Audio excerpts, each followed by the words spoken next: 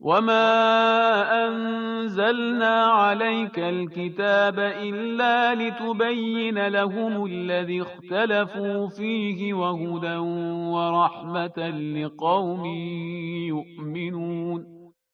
અને અમોએ તારા ઉપર આ કિતાબ નાઝિલ નથી કરી સિવાય કે જે બાબતોમાં તેઓએ ઇખ્તિલાફ કર્યો તેને તું વાઝેહ કરી દે અને જે લોકો ઈમાન રાખે છે તેમના માટે હિદાયત અને રહેમતનું કારણ બને છે.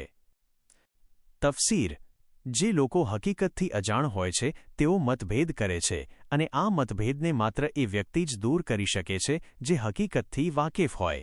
હકીકત સાબિત થયા પછી જે લોકો આ વાત પર ઈમાન લાવે છે તેમના માટે આ બયાન હિદાયત અને રહેમત બની જાય છે.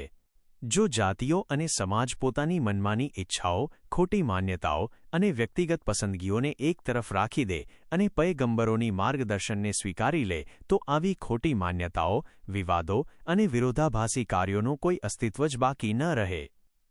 પૈગામ 1. કુરાન નાઝિલ કરવાનો મુખ્ય હેતુ હક અને બાતિલને અલગ પાડવાનો છે. 2. વિવાદો અને મતભેદોનું મૂળ કારણ પયગંબરોના માર્ગદર્શનથી દૂર થવું છે. 3. અલ્લાહ તાલાએ પયગંબરો મોકલી લોકો ઉપર હુજ્જત તમામ કરી દીધી છે. 4. કુરાન હક અને બાતિલ વચ્ચે નિર્ણય કરનાર પુસ્તક છે તેમજ માર્ગદર્શન અને હિદાયત આપનાર છે અને અલ્લાહની રહેમત હાંસિલ કરવાનું સાધન પણ છે. 5. હિદાયત અને અલ્લાહની રહેમત મેળવવાની શરત એ છે કે માણસ પોતે ખુદ તૈયાર થાય, તેનું દિલ અને અંતર હકને કબૂલ કરે અને સાચી હકીકતથી દૂર ન ભાગે.